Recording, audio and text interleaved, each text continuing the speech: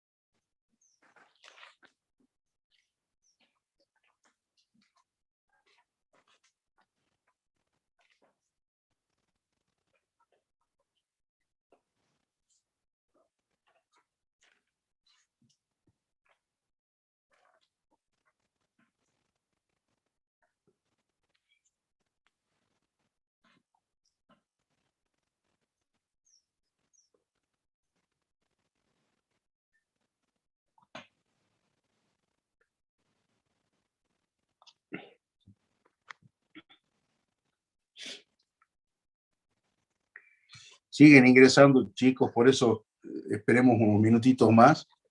Acabo de tomar 3 nuevos de la sala de espera.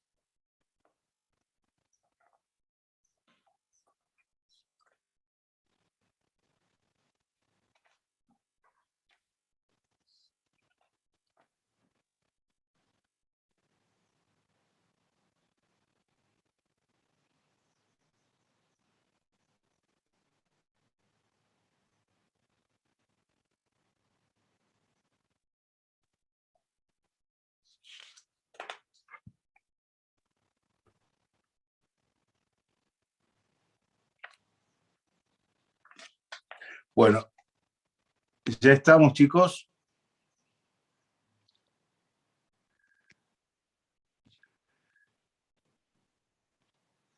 Bien, solo una preguntita antes de empezar. ¿Me están escuchando bien?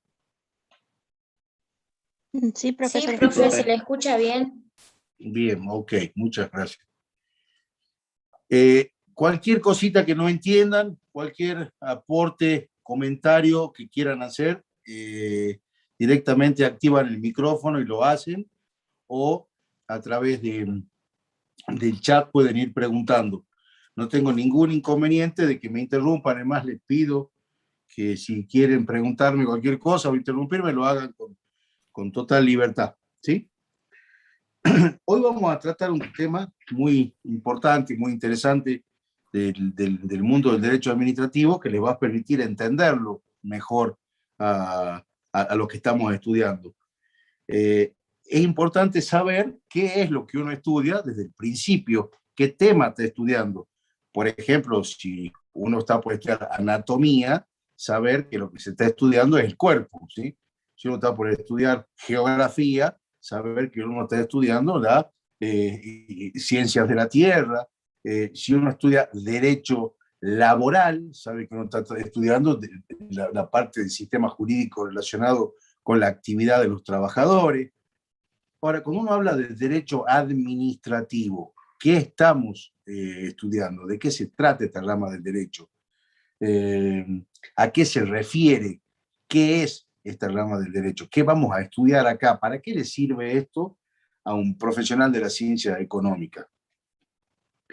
Y esto es importante que lo entiendan de movida, porque cuando se den cuenta de qué es lo que se estudia en esta materia, se van a dar cuenta de la importancia que tiene para los profesionales de la ciencia económica manejar esta rama del derecho. No es una rama del derecho cualquiera para los profesionales de la ciencia económica, sino una rama muy especial, sobre todo, por ejemplo, para los contadores, que su título es contador público, ¿sí? Un contador público relacionado con la actividad pública. El mundo del derecho administrativo, entonces, se refiere a la actividad. Y acá les pido nuevamente que me interrumpan si no entienden algo, si hay que volver para lo que se vio en algunas bolillas anteriores, lo hacemos. En algunos temas que se hayan dado con anterioridad a la clase de hoy, lo hacemos. Se refiere a toda aquella actividad relacionada con la función administrativa. La razón de ser del derecho administrativo es el Estado. El Estado en su actividad estática y dinámica, en sus relaciones, en su forma de prestar servicios, en su forma de organizarse, en su forma de interrelacionarse. Es decir, es aquel derecho que organiza al Estado y lo pone en actividad. Es aquel derecho que se relaciona con la finalidad propia del Estado. Si queremos acá recordar cuáles eran los conceptos de Estado, que fue el tema de las clases anteriores, no voy a repetir temas de clases anteriores, pero sí algunos conceptos para traerlo y desde ahí largar. Decíamos que Estado tenía fundamentalmente tres grandes elementos. ¿Quién de ustedes me puede decir cuáles eran los tres grandes elementos del Estado? ¿Quién se acuerda? Escríbanlo o díganlo por el micrófono. ¿Cuáles son los tres grandes elementos del Estado? ¿El gobierno? Territorio. El territorio, el hombre. Gobierno. Bien, bien, Mario. Territorio. ¿Qué otra cosa más dijo Ave María Loáquez? Territorio, poder y ¿qué más? Y población. Bien, Sandra. Gustavo nos habla de nación. Ojo con eso, ¿sí? Vamos a hacer un breve repaso de ese tema. No le vamos a quitar mucho tiempo, pero es importante tener esta parte clara. El Estado, entonces, es una unidad de territorio, población y poder. ¿Qué quiere decir esto? Un lugar en el mundo, un lugar dentro del mapa del mundo, es decir, un territorio en el que hay un grupo humano, un grupo de personas que viven en un lugar, que se organizan, que tienen un sistema jurídico, que deciden vivir en una comunidad y que tienen por objeto finalidades comunes. Y un día se organizan, y ese día que se organizan, dicen, en este lugar no hay otra organización que esté por encima de nosotros. En este lugar hay una organización que maneja los problemas comunes de esta comunidad, de este grupo humano. Tiene un sistema jurídico, tiene autoridad. Y la razón de ser de que este grupo de personas se junten en un lugar determinado y se organicen, tiene una finalidad propia y específica que es el bien común de esa gente. Es decir, tratar de que en ese lugar, ese grupo de personas puedan vivir y desarrollarse lo mejor posible ese grupo humano. ¿Sí? El concepto de Estado, como ya lo deben saber la mayoría de ustedes, no se trata de un concepto sociológico, ni un concepto de la naturaleza, ni es algo de creación natural, sino es una creación netamente jurídica, ¿sí? Es una organización que tiene por finalidad que un grupo de personas en un lugar determinado vivan y se desarrollen en las mejores condiciones posibles. Nada más y nada menos que eso, ¿sí? Por ejemplo, en el caso de la República Argentina, ¿quién de ustedes me puede decir cuál es el momento o punto de partida del Estado argentino? ¿Cuándo me pueden decir que es el punto de partida ese? ¿Qué les parece a ustedes?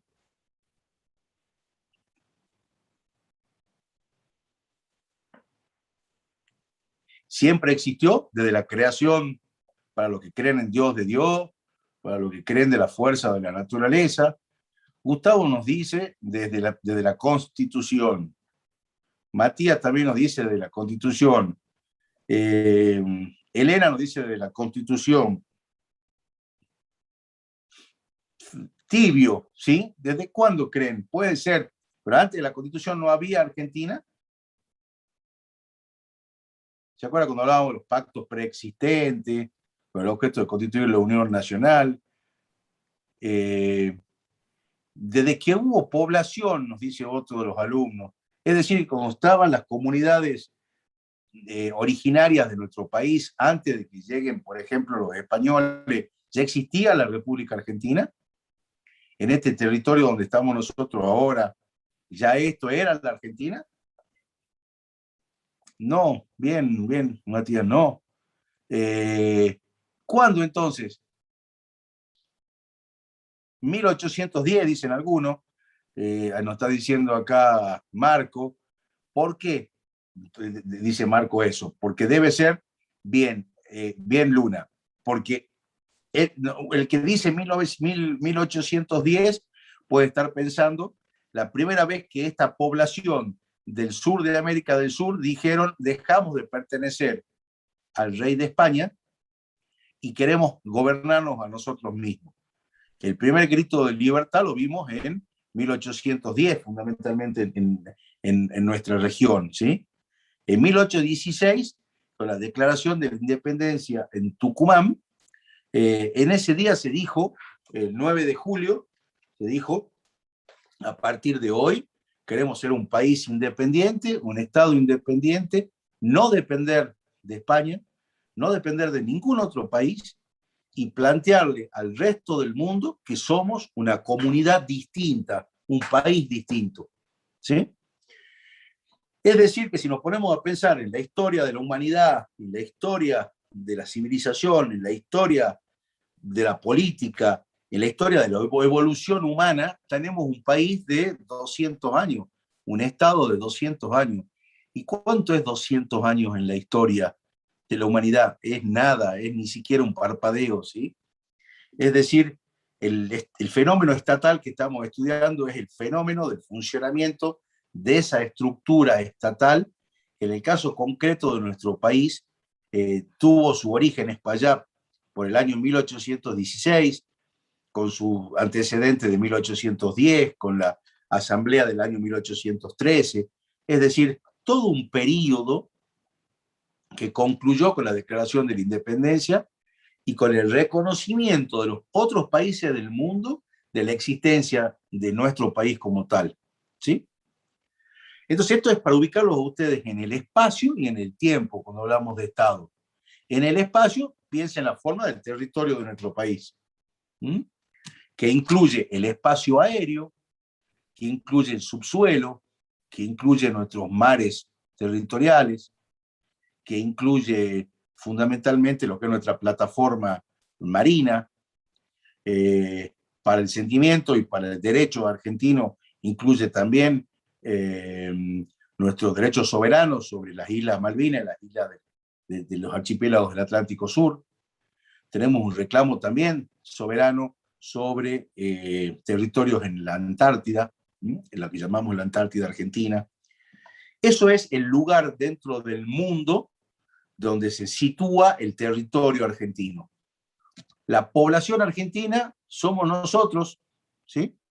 Yo, ustedes, probablemente alguno de ustedes que no sea argentino y viva en nuestro país, en ese caso no será argentino, pero puede ser un residente, puede no haber nacido acá y haber optado por la nacionalidad argentina, puede no haber nacido acá y haberse casado con alguien de acá y formar parte de lo que es o haber decidido inmigrar y venir a vivir a nuestro país y formar parte de ese grupo humano que decidió en este lugar del mundo organizarse. Organizarse en una estructura para que lo defienda, para que lo proteja y para que evolucione lo mejor posible y se viva con la mejor calidad de vida. Acá aparece entonces una primera noción de organización, de poder, y un poder soberano, con el objetivo de llegar al bien común. Ese poder soberano significa que no existe por encima del poder del Estado, en este lugar y sobre esta población, ningún otro poder con más facultades y más fuerza que el del Estado.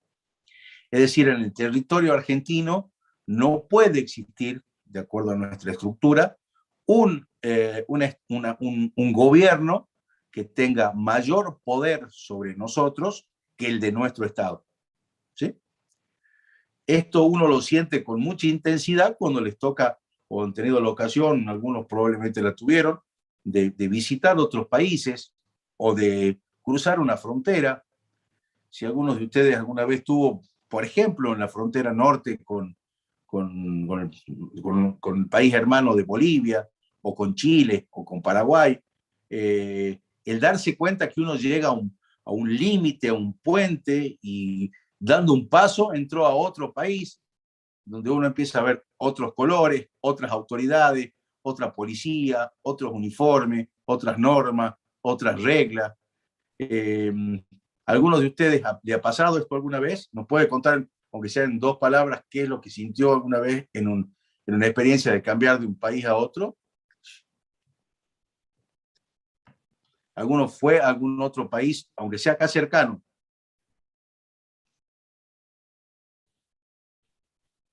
A ver, Matías, en 2 palabritas, ¿qué sentiste cuando cambiaste de un país a otro? ¿Cuál es la primera sensación que uno aprecia, que uno siente?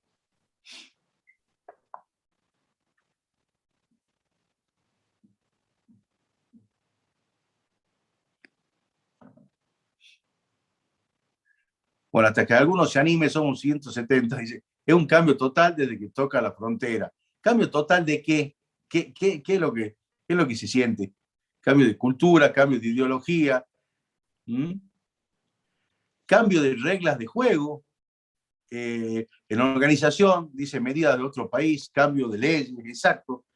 Si, por ejemplo, nosotros no tenemos ningún vecino, ni Bolivia, ni Paraguay, ni Chile, que manejen por el otro lado, pero si un francés cruza el canal de la Mancha y se va a Inglaterra, va a sentir que no solo que se deja de hablar francés, sino que se empieza a hablar inglés, y además también que manejan por el otro lado, en lugar de manejar hacia la derecha, se maneja hacia la izquierda.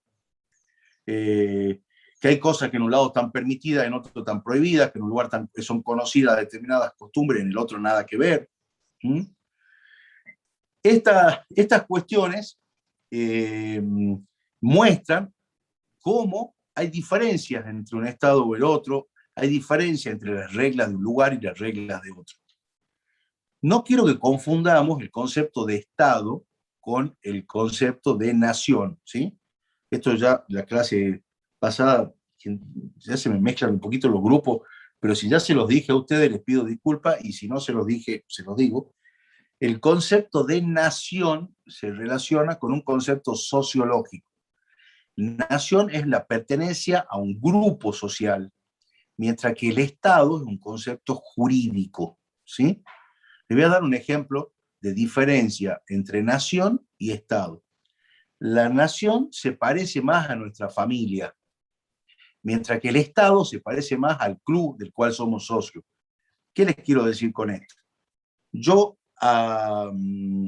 pertenezco a mi familia porque nací dentro de mi familia, hablo con el acento que tiene mi familia, tengo los gustos que tiene mi familia, normalmente tengo la religión que tiene mi familia, el hábito, las cosas que me disgustan son similares a las que le disgustan a mi familia, el comportamiento, es decir, es algo como natural, es como somos. Ese es el concepto de nación. Cuando existe un grupo humano que siente de manera parecida, extendido en determinado lugar geográfico o a través de amplias de derivaciones geográficas, nos encontramos frente a conceptos de nación. Mientras que el concepto de Estado es un concepto jurídico. Yo pertenezco a una organización o no pertenezco. Por ejemplo, yo soy socio del Club Central Norte, Juventud Antoniana o Gimnasia y Tiro, y me puedo desafiliar de ese club y hacerme socio de otro club. ¿Qué les quiero decir con esto? Yo puedo pertenecer, por ejemplo, a la nación argentina, porque yo creo que existe una nación argentina, por más que sea un pueblo joven, pero tiene su identidad, tiene sus gustos, tiene sus costumbres, y un día puedo ir a trabajar, por ejemplo, a Perú, quedarme a vivir en Perú, casarme con alguien en Perú y obtener la ciudadanía peruana y renunciar a la ciudadanía argentina, por ejemplo. Yo puedo dejar de ser argentino y puedo convertirme en ciudadano peruano, es decir, puedo dejar la organización jurídica de la Argentina y pasar a pertenecer como ciudadano de otra institución jurídica, que puede ser Brasil, España, Italia, Perú, México, Estados Unidos, cualquier país. Mientras que yo, como persona, no voy a dejar, aunque quiera, y aunque me enoje o aunque lo desee, no puedo dejar de ser lo que soy, de mis costumbres, mi aspecto, mi religión, mi acento al hablar, mis gustos al comer, porque eso pertenece a un concepto sociológico. Es como la familia, yo no puedo renunciar a mi familia, por más que me enoje, ¿sí? El ejemplo de gitano que me está dando acá Jesús es un buen ejemplo. Los gitanos son una nación, son un grupo humano con sentimientos, idioma, cultura, forma de ver la vida parecida entre ellos, pero no necesariamente están radicados en un solo estado. Entonces ahí podemos encontrar estados que están compuestos por una sola nación o estados que están compuestos por más de una nación, o podemos encontrar naciones que no están incluidas en ningún estado. El caso de los gitanos que nos trae Jesús es un buen ejemplo. No existe un estado gitano. Hay gitanos en Argentina, hay gitanos en España, hay gitanos en muchos lugares, en Rumania, en Hungría, en muchos lugares del mundo hay gitanos, pero no existe un estado gitano, ¿sí?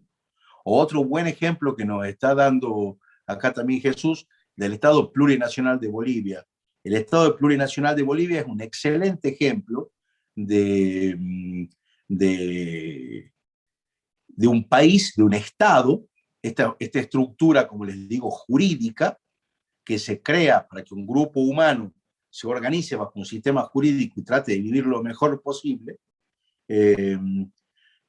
En el caso concreto de Bolivia, Bolivia reconoce que el Estado boliviano está conformado dentro de sí por distintas naciones, es decir, por grupos humanos diferentes unos de otros, pero que están dispuestos a vivir juntos bajo una misma bandera, bajo una misma estructura de organización, pero se distinguen, quieren distinguirse entre ellos.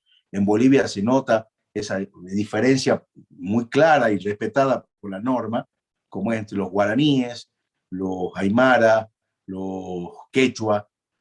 Y esto también se repite en otros países. En España, por ejemplo, vemos el proceso incluso hasta de independización que están tratando de llevar adelante los catalanes, la diferencia que tienen con los vascos, con los gallegos, con los andaluces. Estas diferencias en algunos países pueden llevar incluso a la voluntad hasta de separarse y crear nuevos estados. Pero hay otros estados que deciden vivir bajo una estructura jurídica propia y dentro de sí poder tener divisiones de naciones y seguir siendo un mismo estado. Nos dice acá Analia, hay países que no aceptan la ciudadanía por casarse con un nativo. Puede ser, puede ser. Pregunta Lucas, o sea que nación está subordinada al Estado. No necesariamente, Lucas, no es que son conceptos distintos, se mueven en planos distintos. Hay naciones que coinciden con un Estado, es decir, grupos humanos que viven en determinado lugar que están organizados como nación, ¿sí?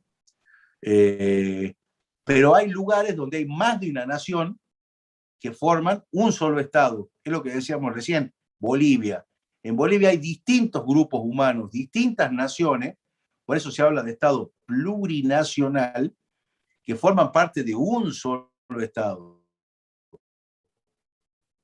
O sea, no es que la nación se subordina al Estado, sino que puede haber un Estado que coincida una nación con un Estado, y pueden haber naciones que están en muchísimos lugares y que no tienen un Estado.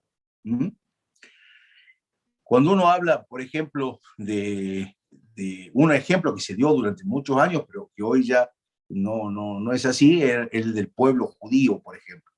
El pueblo judío era una nación con su propia cultura, con su religión, con una enorme tradición, y no había un Estado donde se pueda asentar, decir, este es el lugar donde está el pueblo judío.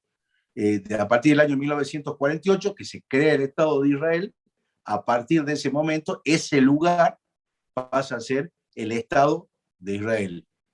Esa es una nación que tiene manifestaciones en distintos estados y tiene un estado propio a partir de 1948. ¿Mm? Bueno, estos conceptos son importantes de tener en cuenta, pero no nos vamos a detener muchísimo más porque quiero que avancemos en las cuestiones más estrictamente de derecho administrativo. ¿Qué se tiene que encargar el Estado de reglar en ese ámbito?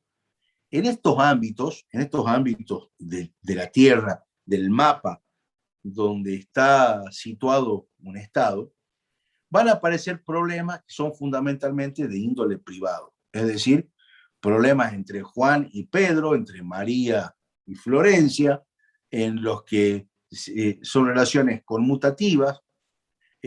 Uno le vende a otro un kilo de pan y el otro se lo paga. Es una relación de derecho privado. Uno a uno, derecho uno con otro, ¿sí? Esas son relaciones de derecho privado, relaciones de interés privado. Ahora bien, en las sociedades también hay cuestiones que interesan no solo a uno, sino cuestiones que hacen al interés general, que hacen al bien común, que no solamente importan a uno, sino que importan a toda la comunidad. Y hay organizaciones que se tienen que hacer cargo de esas cuestiones comunes, porque si no el sistema no funcionaría.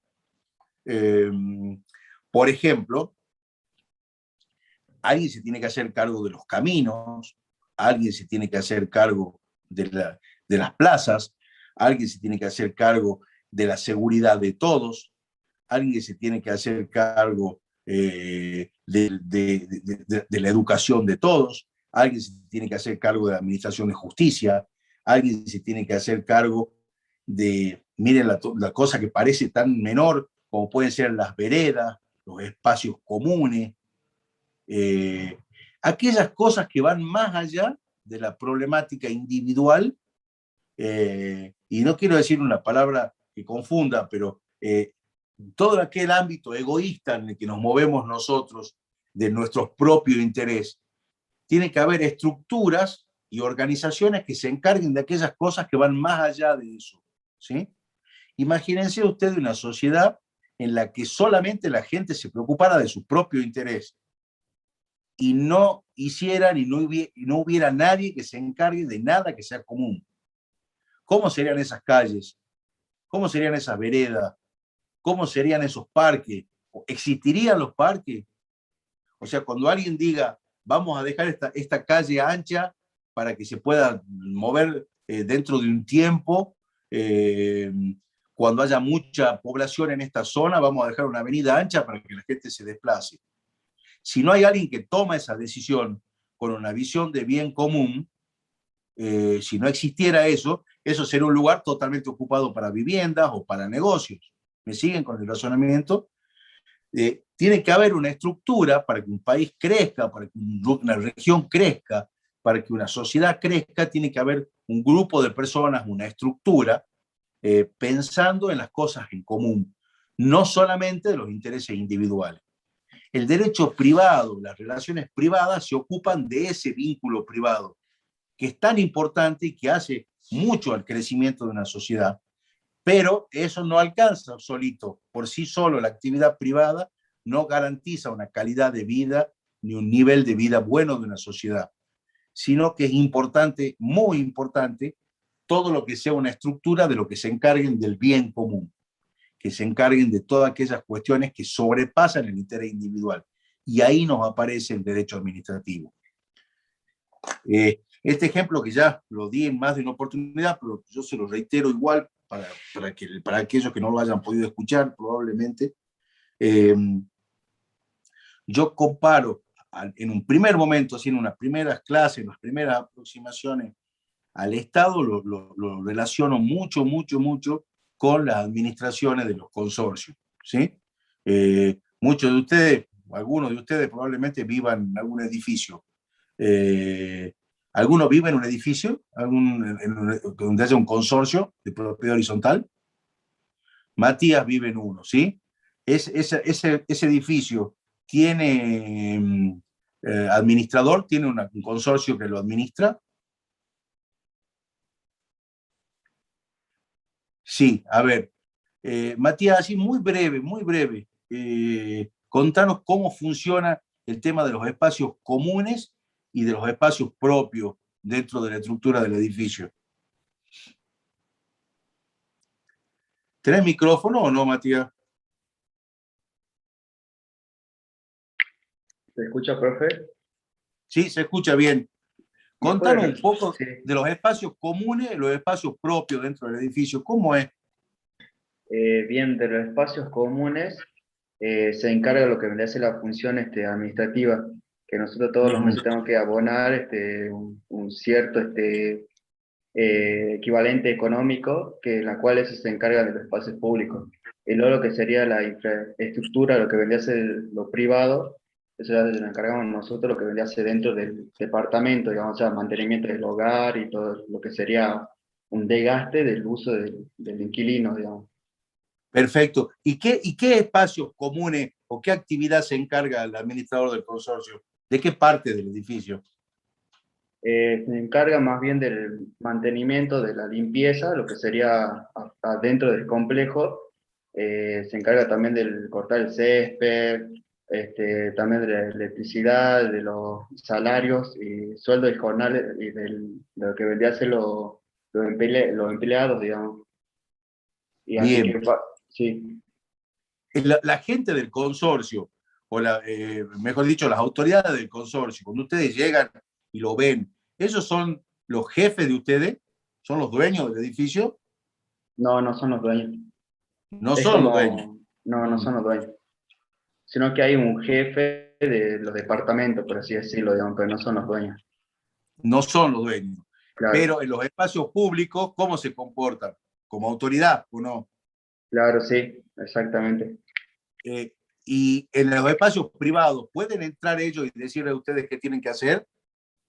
No, porque ¿Pueden para eso, decirle cómo pintar o qué tipo de azulejo usar en el baño? no, eso O, no, no. Ahora, ¿pueden voltear cualquier pared del departamento? no, eso no. Porque se Lo que puede caer todo tiene, el edificio, ¿no es cierto? claro, exactamente. Bien.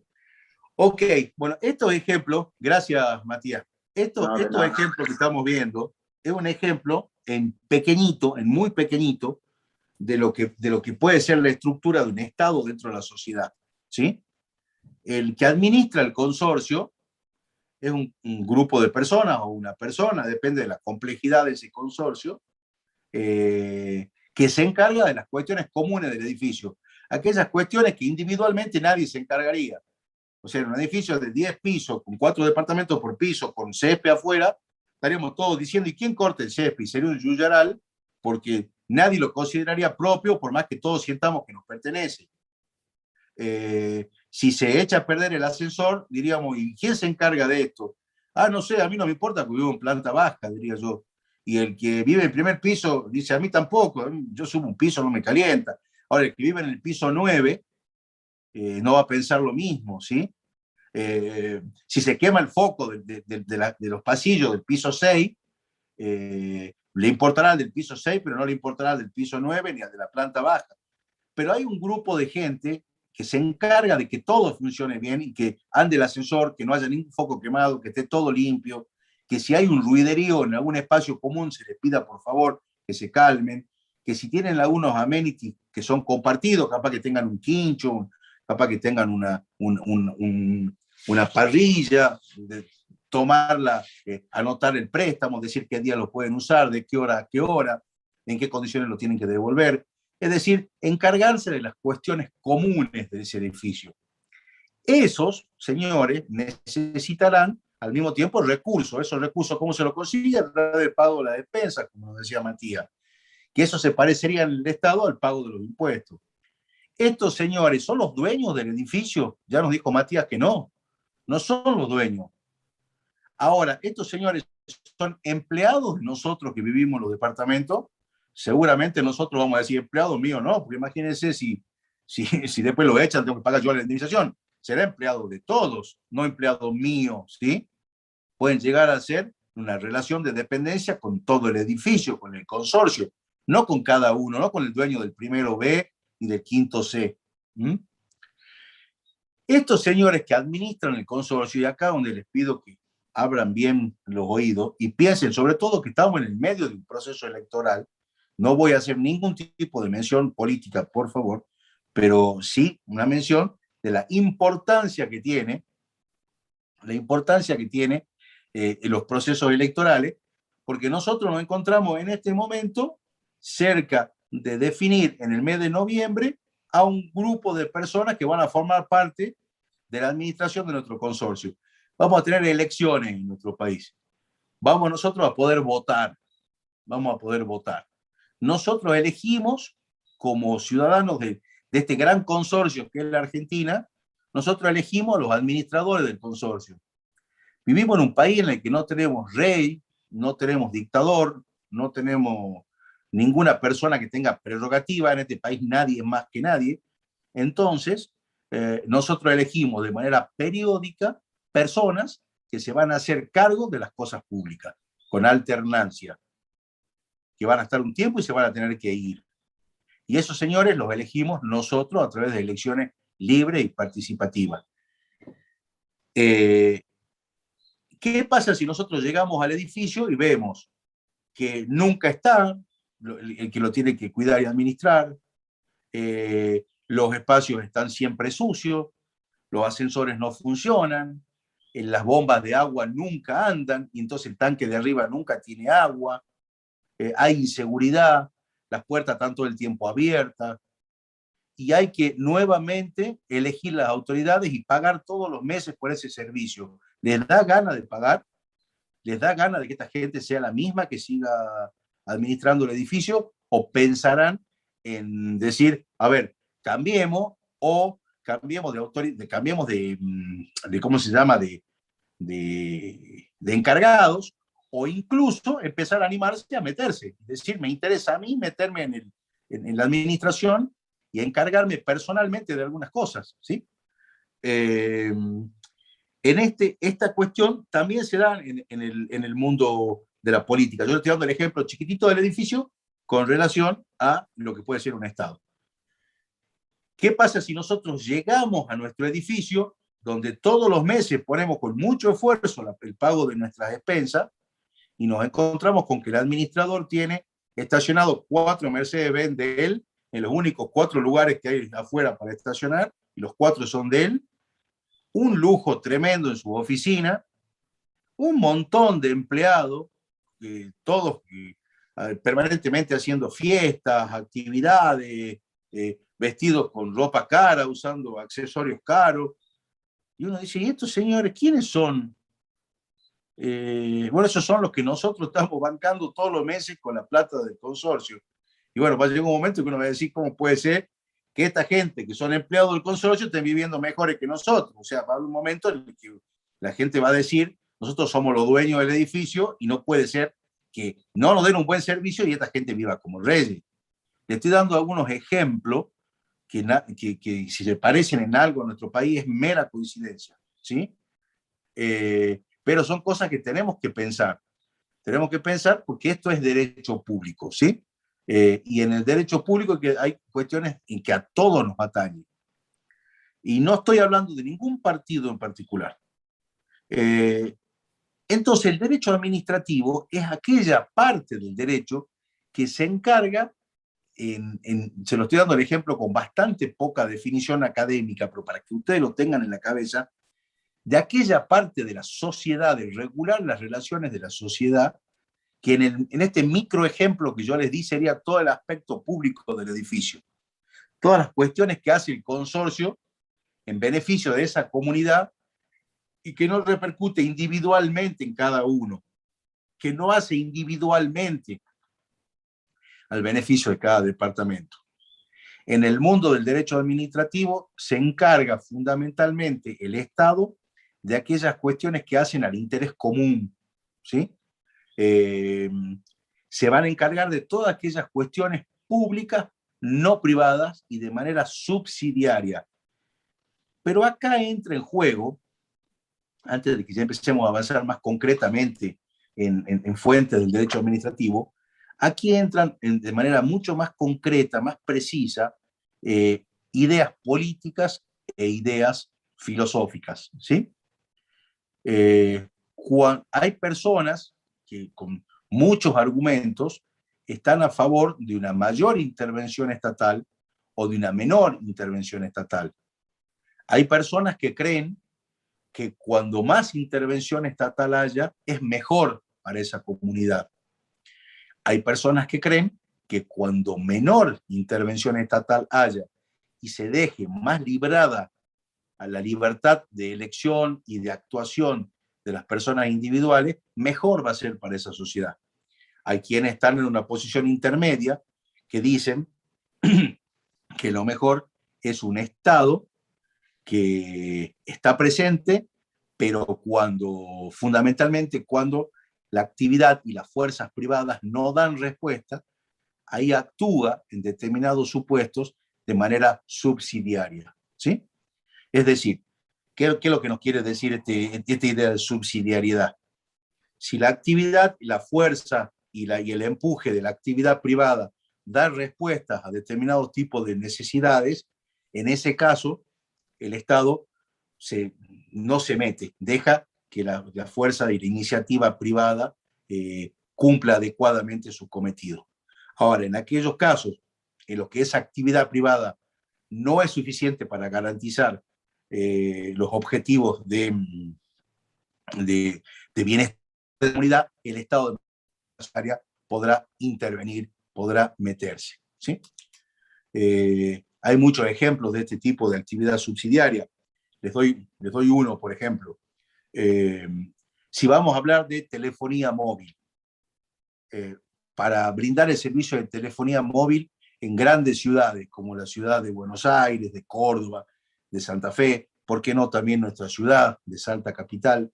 Yo creo que no vamos a tener problemas a nivel de actividad privada.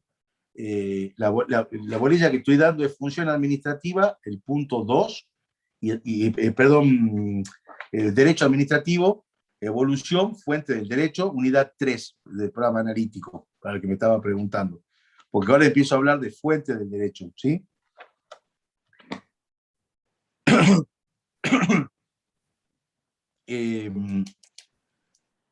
Escúchame, salí, ¿de qué estaba hablando? Discúlpame, me sacaron el tema.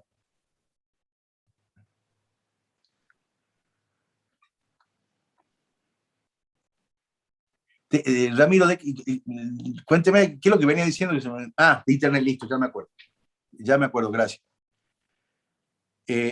Una empresa puede, por ejemplo, ser muy competitiva en ciudades con muchísima cantidad de usuarios, en la que el Estado puede llegar a no tener ningún tipo de necesidad de impulsar la erradicación de empresas, porque puede tener cientos, miles o millones de clientes dentro de un grupo humano que solvente el sistema.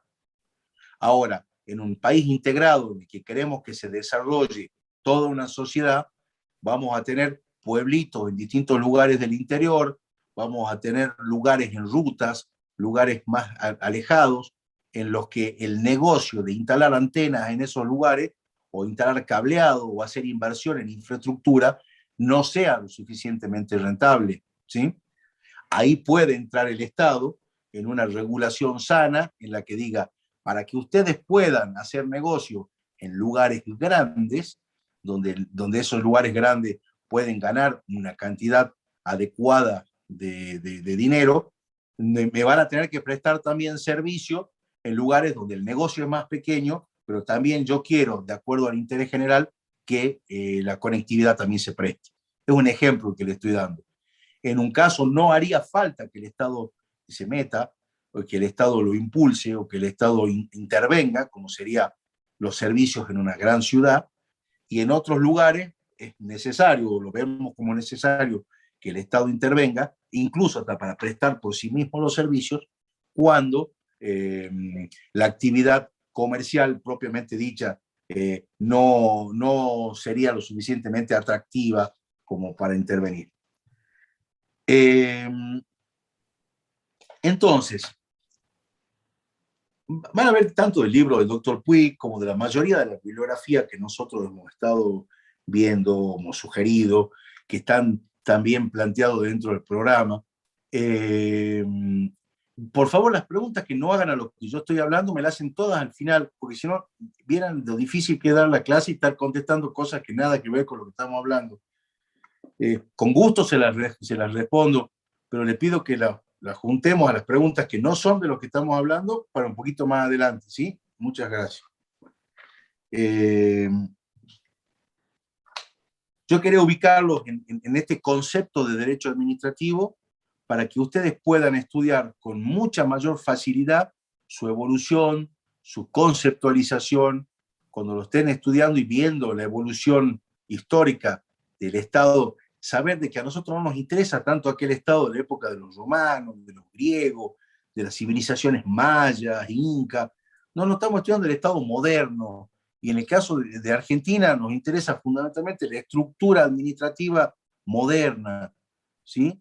El Estado sometido al derecho, el Estado bajo la estructura del derecho. Dentro de esto vamos a hablar de fuentes, específicamente ya de lo que es fuente del derecho, y esto lo van a encontrar en todos los libros, lo van a encontrar en el libro del Dr. Puig, que está muy claro, a partir del capítulo 3 fundamentalmente, que nos habla de lo que es la noción de fuente y la clasificación de la fuente, ¿sí? Cuando hablamos de clasificación de la fuente, fuentes generales, fuentes particulares, fuentes formales, todas esas cuestiones que se pueden estudiar muy bien y muy claramente de los libros, les sugiero que le estudien de los libros, ¿sí? Por ejemplo, Mario como nos habla, y esto está también en el libro del Dr. Puig con mucha claridad, de fuentes directas o indirectas, inmediatas o mediatas. Pero quiero que empecemos a hablar de las fuentes en particular. A mí me interesa que hoy tratemos algunas de las fuentes en particular, empezando por la jerarquía de la fuente. Es decir, la jerarquía normativa, desde lo más importante, bajando así hasta llegar a estructuras menos importantes. La fuente más importante del derecho administrativo en nuestro sistema es la Constitución. La Constitución Nacional, ¿sí? La Constitución Nacional en nuestro país es la norma máxima. Por encima de ella no hay una estructura jurídica superior, es decir, que en este ámbito de territorio, población y poder, en esa organización no hay ninguna norma que esté por encima de la Constitución. Es la ley de leyes, y pero como bien lo indica lo que le acabo de decir, es una ley, ¿sí? Una ley de naturaleza especial. ¿Por qué una ley de naturaleza especial? Porque es una ley que está dictada por unos legisladores especiales. Esos legisladores especiales se llaman convencionales constituyentes. Los convencionales constituyentes son unos legisladores que se eligen específicamente para dictar estas normas supremas, y una vez que la dictan, dejan de existir como tales los convencionales constituyentes y la norma queda activa. ¿Sí? En nuestro país, nuestra primera constitución, formalmente hablando, fue la de 1853 y tuvo distintas modificaciones. Y no sé si recuerdan ustedes cuál es la última modificación, la más reciente y muy importante. ¿La recuerdan? La del 94. Muy bien, la de 1994. En 1994 se produce una reforma significativa de la Constitución Nacional Argentina.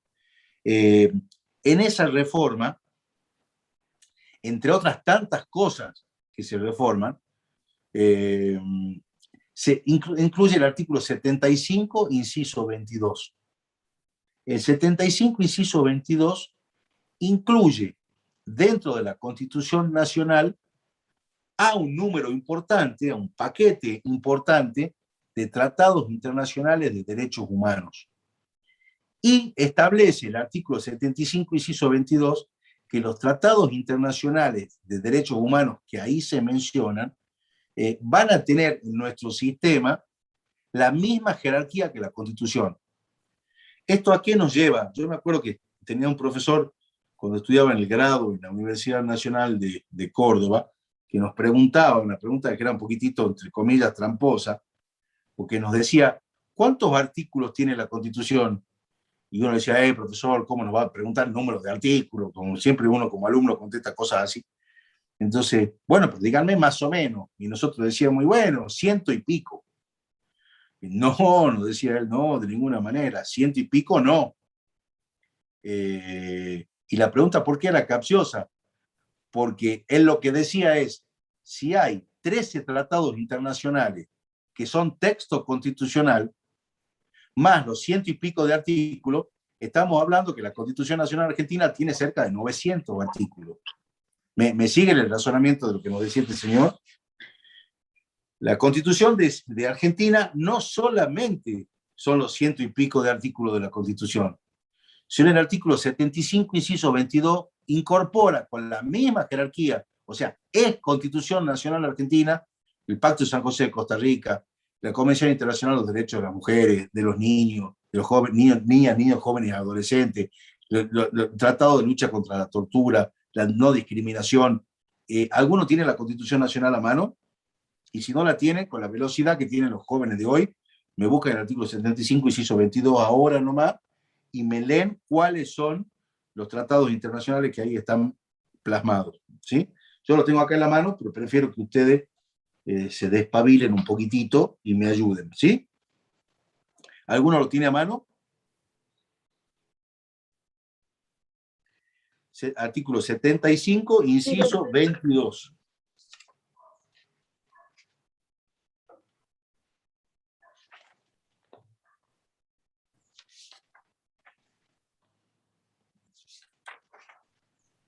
¿Cuál era el inciso, profe?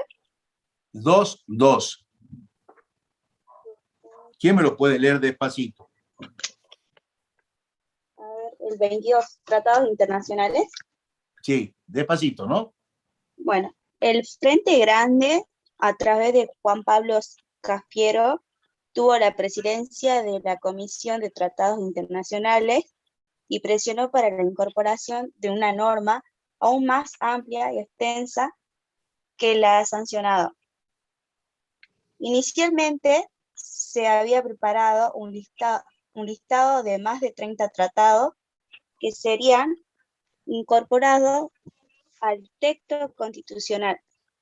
Finalmente se registraron 10 de los más importantes en materias de derechos humanos.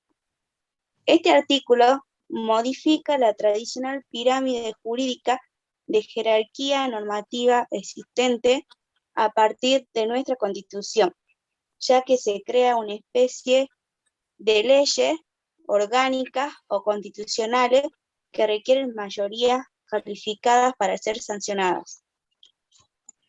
Ya se los explico eso. ¿Tenés ahí a mano lo que nos mandó acá Lucas? o vos, Luca, nos podés leer cuáles son específicamente los tratados con jerarquía superior a las leyes. Muchas gracias por la lectura, muchas gracias por la colaboración. Luca, ¿me podés leer cuáles son? Leo Pusiste acá. bueno, Adelante. la Declaración Americana de los Derechos y Deberes. ¿Eso quiere que le lea todo Eso, eso? exacto. Perfecto, bien. eso. La Declaración Americana de los Derechos y Deberes del Hombre, la Declaración Universal de Derechos Humanos, la Convención Americana sobre Derechos Humanos, el Pacto Internacional de Derechos Económicos, Sociales y Culturales, el Pacto Internacional de Derechos Civiles y Políticos y su protocolo facultativo, la Convención sobre la Prevención y la Sanción del Delito de Genocidio, la Convención Internacional sobre la Eliminación de todas las formas de discriminación racial, la Convención sobre la Eliminación de todas las formas de discriminación contra la mujer, la Convención contra la tortura y otros tratos o penas crueles, inhumanos o degradantes, la Convención sobre los Derechos del Niño, en las condiciones de su vigencia, tienen jerarquía constitucional, no derogan artículo alguno de la primera parte de... Perfecto. Está perfecto, Luca. Miren, lo que acaba de leer Luca es súper importante. Y aunque no lo puedan creer ustedes, yo les puedo garantizar, después de tantos años siendo profesor de esta materia y de estar trabajando en este ámbito, la mayor parte de los habitantes de nuestro país no son conscientes aún del semejante marco legal que tiene nuestro país, ¿sí? Yo las invito, por ejemplo, a las mujeres, en especial, que lean todos los derechos que tienen, especialmente reconocidos con este incorporado en el 75, inciso 22. En todo lo que sea la eliminación de la forma de discriminación contra la mujer. Todos esos fenómenos que hoy estamos viendo de una enorme reivindicación justa después de tantos años de discriminación, por ejemplo, especialmente frente a la mujer, o discriminaciones que en nuestro país vimos de naturaleza racial, o algún tipo de otras discriminaciones. Vemos cómo todo esto, unos años después de la Constitución del 94, está empezando a dar sus frutos. Esto es texto máximo, ley máxima de nuestro país. Hay que leerlo.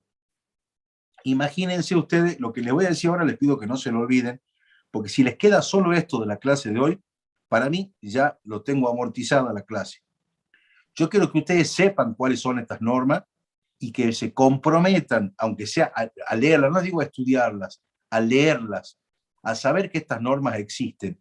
¿Y saben por qué es importante saber que estas normas existen? Además de saber que tienen el máximo rango. O sea, por encima de estas normas no hay nada más en nuestro país, ¿sí?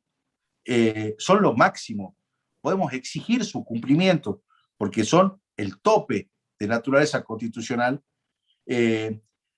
porque es como que estemos por jugar un gran juego. Piensen en cualquier juego que ustedes sepan jugar, cualquiera. Puede ser fútbol, puede ser las cartas, puede ser vóley, puede ser el juego que ustedes quieran. Imagínense jugar ese juego sin saber las reglas. ¿Cómo se pueden aprovechar de ustedes si están jugando al fútbol y ustedes no saben la regla y los jugadores del otro equipo la saben bien y a ustedes le dan 5 jugadores y ellos se ponen 11? Ellos se hacen un arco chiquito y a ustedes les hacen un arco grande. Ponen la cancha inclinada hacia el lado del arco de ustedes y la de ellos queda arriba. O sea, ¿a qué voy? Vivir en una sociedad y no saber cuáles son las reglas del juego y sobre todo cuáles son nuestros derechos y cuál es el reglamento en el que dice qué derechos tenemos y cómo lo tenemos que proteger, jugar ese juego y no saber todo eso es una enorme desventaja que no podemos darnos el lujo de tenerla, ¿sí? Ustedes tienen un privilegio, una suerte que hemos tenido algunos, de estar formándonos en una universidad pública, de que nos estén mostrando, que nos enseñen este tipo de información, que nos pongan a nuestro alcance las herramientas para poder ejercer nuestros derechos. Entonces, por favor, sepamos que la Constitución Nacional Argentina tiene todo un plexo normativo de garantías, de derechos y de obligaciones. Y dentro de esas garantías, derechos y obligaciones hay todo un racimo enorme de normas relacionadas a derechos humanos que tienen rango y jerarquía constitucional, y que son estos que estamos viendo en este momento. Entren y léanlo, tómense un tiempo, no hace falta comérselos a todos de un solo bocado, porque después no se van ni a acordar, pero digan, a ver, voy a empezar a leer la Convención Internacional sobre la Eliminación de toda forma de discriminación racial, y lo leo esta semana, lo leo, entro por internet desde el teléfono y lo leo. La semana que viene voy a leer la Convención sobre la Eliminación de todas las formas de discriminación contra las mujeres, por ejemplo, y lo leo y me entero bien de qué se trata. Quiero ver cómo viene la mano esto sobre los derechos del niño. Entonces, entro y veo la Convención sobre los derechos del niño, qué significa, cuál es su alcance. Y entonces esto les va a permitir a ustedes conocer bien cuáles son sus derechos y les va a permitir en su momento también ejercerlos a favor suyo y a favor de sus clientes cuando estén ejerciendo su profesión. Bueno, la fuente de las fuentes, la fuente más importante del derecho administrativo y del derecho en general dentro de un país es la Constitución. No se olviden de esto. Y en nuestro país, por decisión de nuestros constituyentes del año 1994, decidieron que la Constitución se iba a convertir en una estructura jurídica bastante permeable que permitió la incorporación de estas normas de jerarquía internacional. ¿Sí? ¿Se acuerdan cuando al principio yo decía que en Argentina o en cualquier país del mundo una de las características es que no reconoce por encima de sí ningún poder exterior? Genera en alguna medida una discusión esto de la incorporación de tratados internacionales como parte del texto. Para sortear este inconveniente que nos puede generar esto de que haya normas de naturaleza internacional que sean superiores a nuestra, o sea, formen parte de nuestra estructura superior a las leyes y del nivel de la jerarquía constitucional, podemos decir con claridad que fue nuestro colegislador constituyente el que decidió darle esta jerarquía, ¿sí? Y convertirla en norma máxima de nuestro país. Así que, por favor, ser conscientes de que la Constitución no solamente son esos 100 y pico de artículos. Hay todo este plexo completo de normativa de derechos humanos que tenemos que conocerla, por nosotros y por nuestros clientes. Ya hemos visto entonces dos de las principales fuentes, la Constitución y los tratados. Los tratados internacionales los vamos a distinguir por lo que acabamos de ver en distintas categorías. Tenemos estos tratados que acabamos de ver en el 75, inciso 22, que tienen jerarquía constitucional. Pero va a haber otros tratados que no tienen jerarquía constitucional. Por ejemplo, un tratado de límite entre un país y otro, una convención que pueda, por ejemplo, para fijar pautas de comercialización entre Argentina y Chile, por ejemplo, o el paquete de coincidencia sobre límites, etcétera, etcétera, son tratados de naturaleza internacional que tienen una jerarquía superior a las leyes, o algunos dicen similar a las leyes o igual a las leyes, pero inferiores a la Constitución. Es decir, que no todos los tratados internacionales tienen jerarquía constitucional. Como pregunta acá Maribel, la Constitución más los 13 tratados son el bloque constitucional. El bloque constitucional forma parte de estos tratados que tienen acá, y fíjense lo que dice acá, son los que la Constitución fijó en el 75, inciso 22, y los que después puede haber incorporado. Y Argentina incorporó 2 tratados con posterioridad a la aprobación del 75, inciso 22. ¿Sí? Pero hay otros tratados internacionales que no tienen jerarquía constitucional. Esos tratados también son fuente del derecho, pero no tienen la jerarquía de los tratados con jerarquía constitucional, porque esos son iguales que la Constitución. ¿Qué son los tratados? Los tratados son acuerdos que realiza un país con otras potencias extranjeras o con organizaciones internacionales. Es decir, por ejemplo, un acuerdo entre Argentina y España, un tratado entre Argentina y Brasil, un acuerdo entre Argentina y la Cruz Roja. La Cruz Roja es, por ejemplo, un organismo internacional. Cuando escuchen la palabra concordato, tiene una característica muy especial, porque los tratados internacionales que se realizan con la Santa Sede, es decir, con el Vaticano, tienen en nuestro sistema la denominación de concordatos, ¿sí?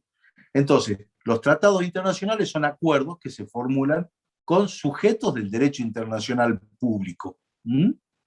Es decir, con otros estados o con organismos internacionales. Pueden ser países, pueden ser bloques de países, puede ser con la OEA, con la ONU, con el Mercosur,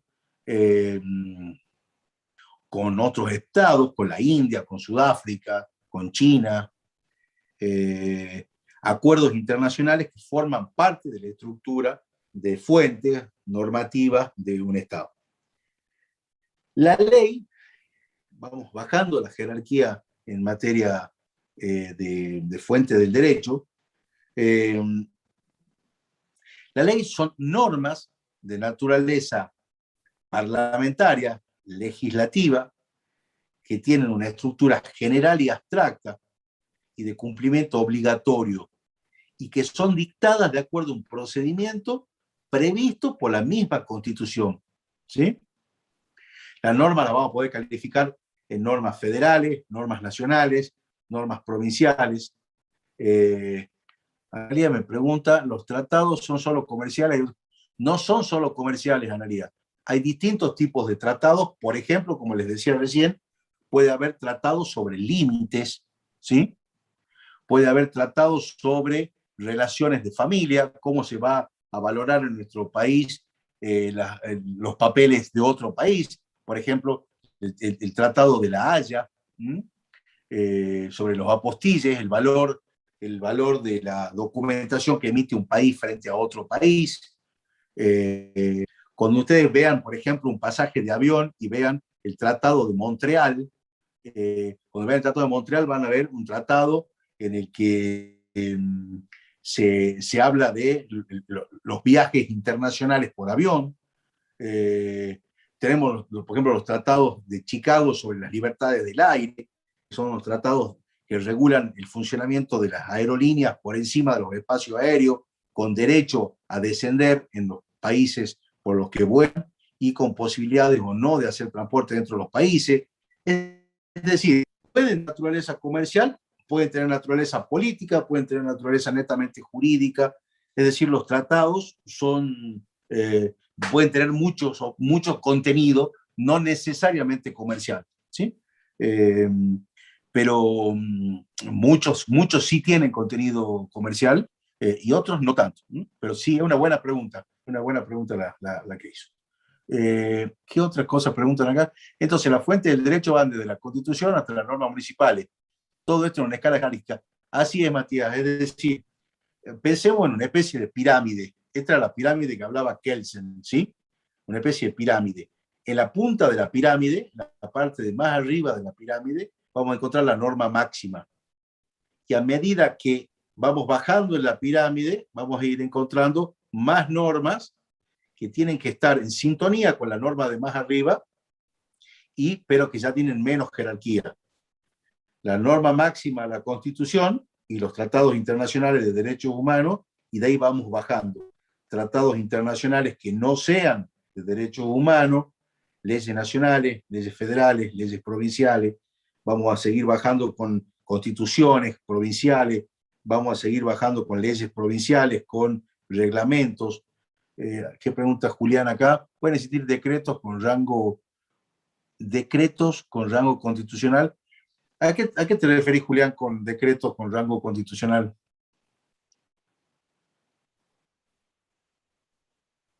Porque la palabra decreto,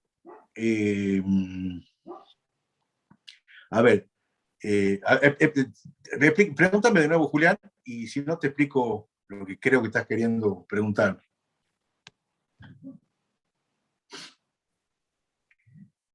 Los decretos, escuchen esto, la palabra decreto no nos dice sobre el contenido del acto, sino nos dice sobre quién lo emitió. Escuchen bien lo que les voy a decir porque parece difícil, pero no es difícil. Los actos que se llaman decretos son actos que emanan de la máxima autoridad administrativa, ¿sí? Por eso es correcta y es buena la pregunta, Julián, porque el decreto es la máxima manifestación de la actividad administrativa. ¿Quién dicta decreto? Decreto dicta el presidente de la nación, decreto dictan los gobernadores, decreto dictan los intendentes. Si yo digo decreto, no estoy pensando en un juez. Si yo digo decreto, no estoy pensando en un parlamento o en una legislatura. Si yo digo decreto, estoy pensando en la máxima autoridad administrativa. ¿Sí? Entonces, ¿qué pasa cuando uno dice decreto? No estamos diciendo si el contenido del acto es individual, si es general, no estamos sabiendo si es un reglamento o si es un acto. Lo que sí sabemos cuando hablamos de la palabra decreto es que estamos hablando del continente, de la lata, del frasco. Significa que es un acto dictado por la máxima autoridad administrativa. ¿Mm? Ya vamos a ver, a medida que avancemos, lo que es reglamento y lo que son actos administrativos. ¿Mm? Está dentro de lo que es acá el reglamento en esta misma bolilla 3. Los reglamentos son actos de alcance, son reglamentos de alcance, son actos de alcance general, los reglamentos. Sí. Disculpe, usted estaba hablando de decretos.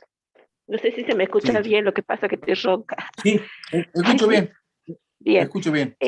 Por ejemplo, yo tengo entendido que hay decretos, por ejemplo, que se puede, el caso de una religión que se profesa, se puede usar el hijab para sacarse la foto del documento. Hay decretos establecidos que en el documento uno puede usar el velo y sacarse fotos. Hay decretos, por ejemplo, el último decreto que vi en el registro civil también es el del matrimonio a distancia por el tema de la pandemia. Esos decretos, por ejemplo, que son más pequeños o que están relacionados con una religión, con una entidad administrativa, como es en el caso del registro civil, ¿sí? ¿De dónde sería, o sea, de dónde vienen esos decretos? ¿Vienen del ente máximo, como usted dice, del ente mayor? Mira, ¿O es algo? El decreto, a ver si logro responder la pregunta. El decreto lo único que quiere decirnos, o sea, la única conclusión que seguro tenemos cuando tenemos la palabra decreto es que emana de la máxima autoridad administrativa, ¿sí? Si hablamos de decreto nacional, significa que lo firmó Alberto Fernández, ¿sí? Si hablamos de decreto a nivel provincial, significa que lo firmó en Salta, Sáenz. Si hablamos de decreto a nivel municipal en la ciudad de Salta, sabemos que lo firmó Betina Romero, ¿sí? Eso es lo que la palabra decreto, solamente la palabra decreto, nos permite saber cuando lo único elemento que tenemos es decreto 525, por ejemplo, ¿sí?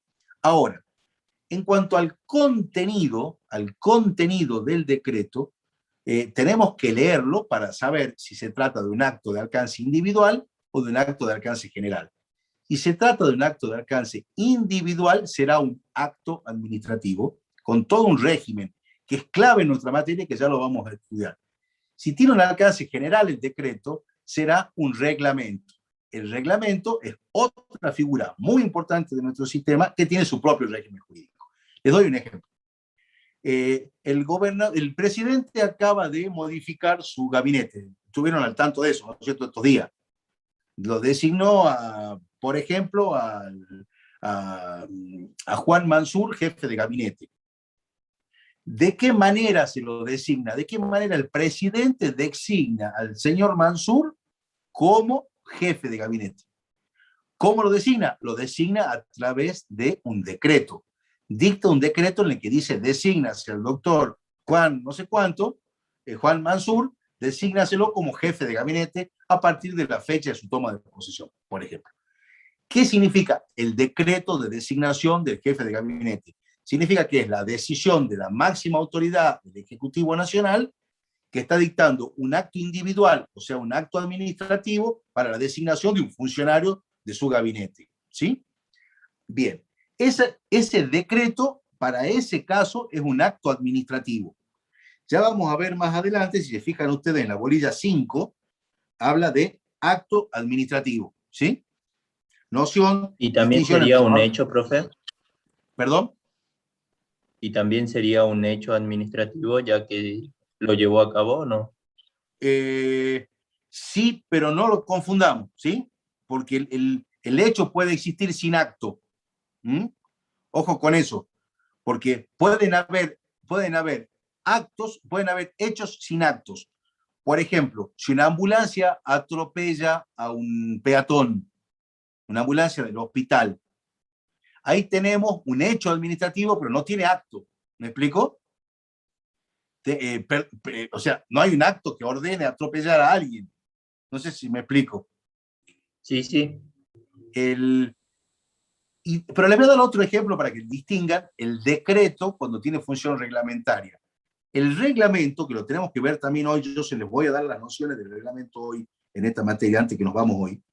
El reglamento tiene una función general y abstracta que lo diferencia del acto. Y si lo dicta la máxima autoridad administrativa, se llama también decreto. Vamos a la hipótesis que la intendenta de la ciudad dicta una normativa para el uso del balneario Samena, ¿sí? Y dice que se podrá usar desde las 9 de la mañana hasta las 6 de la tarde, que solamente podrán entrar a las personas que tengan de tal edad a tal edad, que se prohíbe el consumo de bebidas alcohólicas, por ejemplo. ¿Qué naturaleza le ven a esa norma a ustedes? A diferencia de la designación de Mansur como jefe de gabinete. Que uno tiene un alcance que la designación de Mansur sería un alcance individual. Lo designaron a él, ¿sí? ¿General sería esta? Exacto, los reglamentos tienen naturaleza de alcance general. En el alcance general se dictan normas que se denominan normas de alcance general y abstracto. Yo no estoy hablando ni de Juan, ni de Pedro, ni de Diego, sino estoy hablando de las personas que se pongan en la situación o en la condición que la norma lo establece. Si yo fijo una norma que diga, todas las personas que quieran entrar a la pileta deberán darse ante una ducha, no estoy hablando ni de Juan, ni de Pedro, ni de María, ¿sí? Estoy hablando de cualquier persona que se quiera meter a la pileta. Es una norma general para todos y abstracta, que no va dirigida a ninguna persona en particular. Ahora, si lo dicta la máxima autoridad administrativa del Ejecutivo, es a través de un decreto. ¿Me siguen? Entonces, el decreto como tal, la palabra decreto, lo que nos indica es que lo dictó la máxima autoridad administrativa. No nos dice cuál es el contenido. No nos dice necesariamente si es un acto o un reglamento. ¿Lo entendieron a esto? Si lo que decimos es, por ejemplo, le doy otro ejemplo. Si yo les digo a ustedes una sentencia, ¿qué se imaginan? ¿Quién lo dictó? Un juez. Un juez. Exacto, un juez. Difícilmente una sentencia la dicta una maestra del 5º grado B de la escuela Alberdi. Porque no sabemos que no dicta sentencia la maestra. ¿Se dan cuenta? Exacto, y es también un acto de alcance individual. O si yo les digo, se dictó una acordada. ¿De dónde salen las acordadas? ¿Les suena? Como dijo, Ese es un poquitín más. ¿Cómo De dijo? las acordadas. Se dictó una acordada, o se dictó la acordada 525, o se dictó la acordada 115. ¿De dónde ¿Es se hecho dictó? administrativo?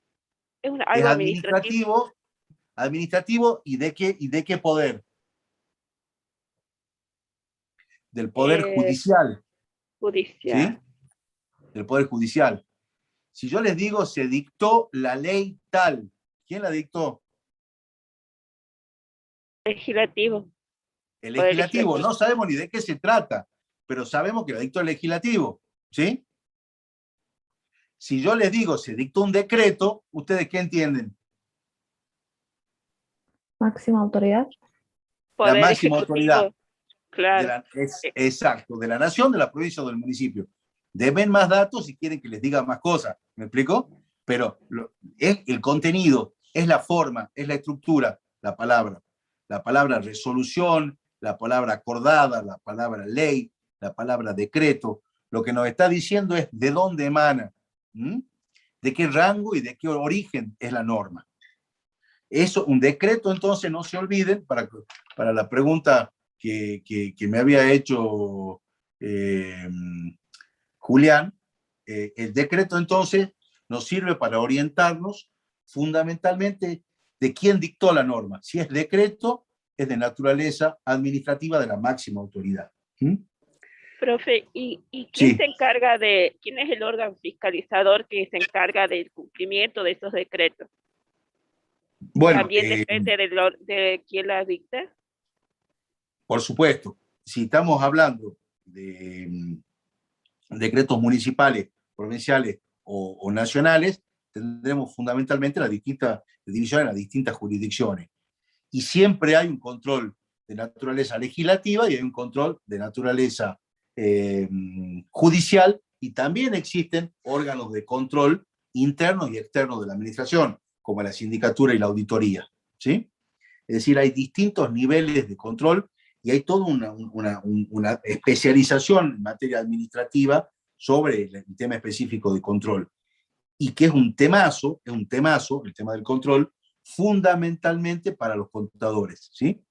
Porque los que se encargan fundamentalmente de materia de control administrativo, que uno los encuentra en los tribunales de cuentas, los encuentra en las auditorías, los encuentra en la sindicatura, es a los profesionales de la ciencia económica, es fundamentalmente a los contadores. Uno los ve a los contadores desempeñarse dentro del Estado, casi en su mayoría, de manera contundente, de manera muy solvente, en los ámbitos de control, ¿sí? También están en la parte de gestión activa, sin duda, los profesionales de la ciencia económica. Por eso es que es tan importante, no hay ningún buen contador, no hay ningún profesional exitoso de la ciencia económica que no maneje bien el derecho público, ¿sí? Porque en qué lugar se maneja mayor cantidad de recursos, en qué lugar se maneja y se administra mayor volumen de elementos, recursos y riqueza que no sean en países como el nuestro, que en el Estado, en ningún otro. No hay, ¿sí? No hay. Bien, entonces les decía que la ley es otro, estábamos bajando, Constitución, tratados internacionales, la ley, dictada por el Poder Legislativo. Después tenemos los reglamentos que recién se los dije. Los reglamentos emanan del Poder Ejecutivo, nacional, provincial o municipal, y estas autoridades pueden dictar decretos de naturaleza general y abstracta, ¿sí? Cuando emiten decretos de naturaleza general y abstracta, están en el mundo de los reglamentos, que vamos a ver hoy rápidamente, antes que se nos haga la hora, los distintos tipos, distintas clases de reglamentos, que los distinguimos en reglamentos de ejecución, autónomo, de integración, delegado y de necesidad y urgencia, ¿sí? Eso están en la bolilla 3, y esas clases están al final de la bolilla 3, si tienen el programa a mano, cuando vean clases de reglamento, ejecución, autónomo, de integración o delegado y de necesidad y urgencia. Bien, ya vamos a volver entonces sobre el reglamento. Jurisprudencia. Jurisprudencia es otra de las fuentes de donde emana el derecho administrativo. ¿En qué consiste la jurisprudencia? La jurisprudencia consiste en la forma en la que un caso, un tema, es recurrentemente resuelto por los jueces, por la autoridad. También hay jurisprudencia también llamada jurisprudencia administrativa, por los decisores que van resolviendo casos similares de manera similar o igual durante un determinado número de tiempo, con una repetición importante de casos.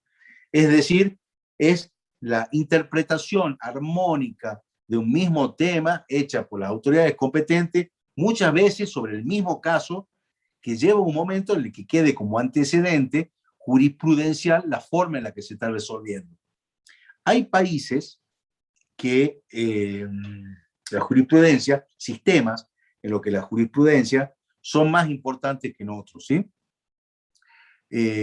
Por ejemplo, en el país por excelencia donde la jurisprudencia o los precedentes, llamados también precedentes, es donde más se despliega, es precisamente en Inglaterra, un país que tiene el privilegio de haber tenido la primera constitución escrita que la historia registra, que es la Magna Carta de 1215. Hoy en día es un país que no tiene prácticamente normas escritas, ¿sí? Se basan en los precedentes, se basan en los antecedentes de cómo se resolvieron casos similares con anterioridad a este caso que está pasando hoy. Es lo que se denomina el stare decisis, es decir, son países que se mueven mucho en la tradición y se mueven mucho en los precedentes, en cómo antes se había resuelto el mismo caso.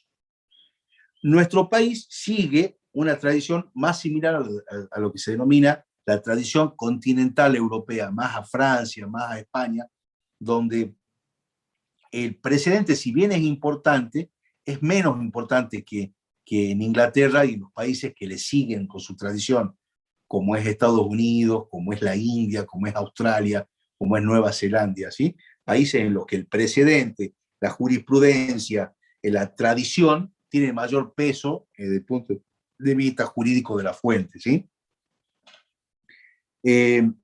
La costumbre también es una fuente de derecho. O sea, de la costumbre también surgen cuestiones que se vuelven obligatorias o nos permiten interpretar el derecho. Lo que sí no hay que permitir son las costumbres que puedan llegar a implementarse contra la ley.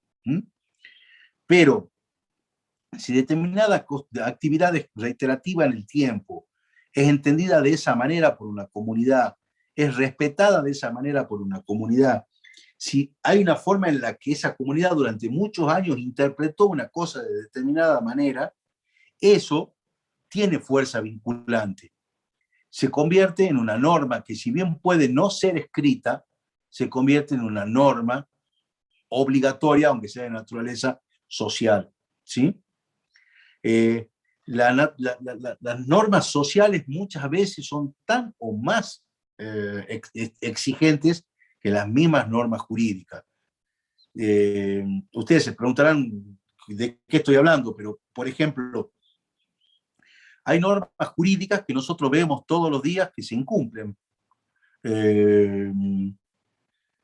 Hay cosas que nuestra gente está aprendiendo, pero que no terminan de aprender.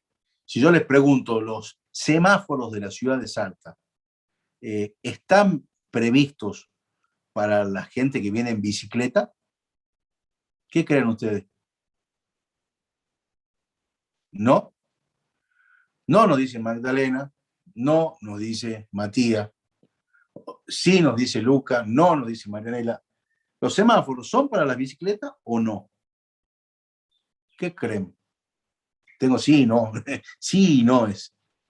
Bueno, si decimos, por ejemplo, yo comparto con Mario, comparto con Ezequiel, comparto con Luca, que sí son los semáforos obligatorios para todos, para los peatones que están por cruzar, obligatorio para las bicicletas, obligatorio para las motitos, obligatorio para las motos más grandes, obligatorio para los autos.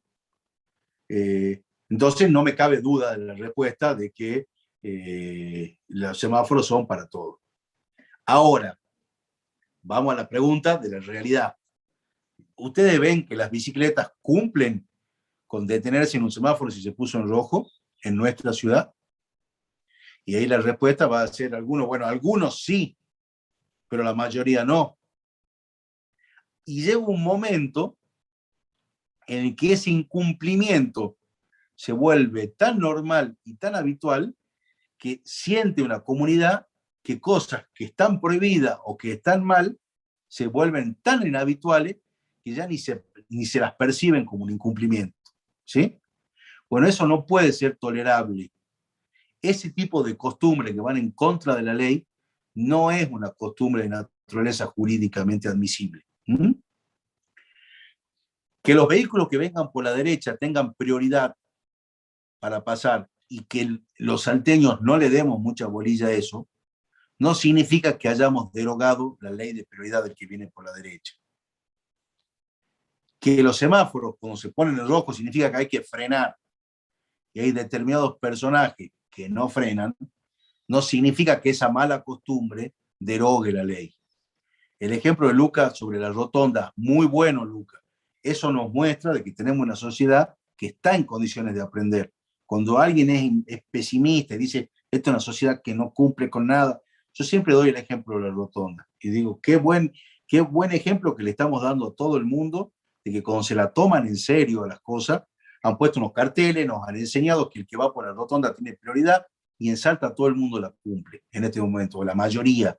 Ya el que incumple en una rotonda es la minoría, y no hace falta que haya policías, sino que nosotros mismos nos estamos encargando de hacerla cumplir, ¿sí? Es decir, no hay mejores normas que las que nosotros mismos controlamos su cumplimiento. Ustedes en su mayoría son chicos, y lo que yo les voy a decir ahora capaz que no lo entiendan muy bien, pero hace 20 años atrás, por ejemplo, se fumaba en todos lados. Era muy común que se fume en absolutamente todos lados, en los lugares cerrados, en los restaurantes, en los bares, en las aulas de la universidad. Los profesores daban clases fumando y los alumnos escuchaban las clases fumando, con las puertas cerradas y las ventanas cerradas en invierno. Esto hace 20 años atrás, no hace 1000 años atrás. Y si uno le pedía a un alumno que apague un cigarrillo, o si un alumno le pedía al profesor que apague el cigarrillo, el energúmeno, el mala onda, el desubicado era el que pedía que apaguen el cigarrillo, no el que lo tenía prendido. Al cabo de 15, 20 años, esta mala conducta, esta conducta antisocial y desde el punto de vista de la salud reprochable, de estar fumando en espacios cerrados, se invirtió. Y hoy en día el desconsiderado ya no sería el que le pide que apague el cigarrillo si alguien lo prendió, sino el desconsiderado hoy sería el que lo prendió, ¿sí? Es más, yo creo que si alguno de ustedes fuma, le daría ganas de prenderlo delante de un aula donde está las ventanas y las puertas cerradas en invierno. O sea, todo el mundo se va a dar vuelta a mirarlo, a decirle, che, flaco, apaga eso. Hasta los fumadores le van a pedir que lo apaguen. ¿Por qué? Porque esos son controles sociales, eso es costumbres. Son costumbres que también se pueden ir mejorando, se las puede ir trabajando, y es muy importante trabajar sobre esto, porque hace que las sociedades sean más prolijas, más ordenadas, más sanas, más eficientes, con mejores resultados. Bueno, la doctrina es otra de las fuentes. Sí, perdón, ¿qué preguntaba? Se habla del control social y me imagino un ejemplo, por ejemplo, como el tema de las manifestaciones, que se filtra porque no hay un control social, digamos, con respecto a eso. Si bien es algo permitido porque lo establece, hay un derecho de ellos de manifestarse, se escapa de las manos, por ejemplo, en la parte del tránsito, del libre tránsito, por ejemplo, porque ya se produce un caos social, digamos, pequeño ante eso. ¿Cómo se manejaría eso? ¿Se puede manejar? Yo creo que sí, las sociedades van aprendiendo, y les doy un ejemplo muy pequeño, les vuelvo a repetir, por la edad de ustedes hay cosas que me van a entender algunos más y otros menos, pero ¿ustedes se acuerdan los que eran los enchastres de la ciudad, por ejemplo, durante las elecciones hace años atrás? Todas las paredes pintadas con engrudo, carteles sobre carteles, todo sucio, llegaban a pintar hasta con alquitrán las paredes. Ahora, no digo que sea la belleza y que sea toda una limpieza, ni mucho menos, pero estamos viendo campañas que son con cartelitos colgados de algunos postes y que pueden durar un poco más, pueden durar un poco menos, pero no generan daños permanentes ni irreversibles. Y yo hace unos años atrás decía, ¿cómo podemos hacer para esto? Y con el tiempo, poco a poco, se fue, todos nos fuimos como acomodando. Lo que sí creo yo es que este tipo de cosas se tiene que acomodar, y creo que su comentario relacionado con con la manifestación es interesante de analizar, porque estoy seguro que no se soluciona con la fuerza. Esto creo que se soluciona con el control social. Creo que se soluciona con, si hay un grupo de personas que se quiere hacer oír y necesita hacerse oír, puede llegar en un momento a tratar de coincidir en hacerse oír sin afectar los derechos de otros, ¿sí? Lo mejor de eso es que eso se trate de coordinar sin la necesidad de la utilización de la fuerza, porque eso siempre termina dando como resultado a la larga problemas peores que lo que se estaba tratando de solucionar. Eh, las sociedades van creciendo, no solo las personas crecen, las sociedades también crecen, evolucionan y algunas veces involucionan también. Así que en estos temas hay que trabajarlo, hay que trabajar en la conducta social. Hay cosas que son muy interesantes de ver. Eh, por ejemplo, y esto capaz que ustedes lo han vivido también, yo cuando era chico, ver que alguien tiraba papeles por la ventanilla del auto, de un colectivo, era de lo más común. Hoy el que te reta es un chico. Yo llego con un caramelo y tiro el papelito mi hija chiquita, me retan ellas a mí, porque los docentes los están formando a los chicos en conceptos mucho más ecológicos de los que nos formaron a nosotros. No sé si a ustedes les pasó en algún momento algo como lo que les estoy contando. Hoy los chicos tienen un concepto mucho más ecológico, de mayor respeto a la naturaleza, mucha mayor tolerancia en cuanto a las diferencias de las personas, en cuanto a sus preferencias de todo tipo, personales. Hay menos discriminación, es lo que yo percibo, ¿sí? Entonces, estas cosas que hacen al concepto de fuente relacionada con la costumbre y, y las decisiones de manera coordinada, creo que tenemos una sociedad que en muchos aspectos está mejor. En otros probablemente no, y a veces nosotros miramos con mucha añoranza y nostalgia lo que era nuestra infancia, y en otras no. Yo veo chicos hoy mucho más tolerantes, como bien nos dice Luis, más empáticos, más verdes en cuanto a lo que es la cuestión ambiental, más respetuosos en ese sentido. También es verdad que se ve en algunos casos mayor influencia, puede ser de drogas y esas cosas que hay que trabajarlas también, pero esto es parte también del derecho público. No nos estamos yendo a la miércoles con lo que estamos hablando, ¿no?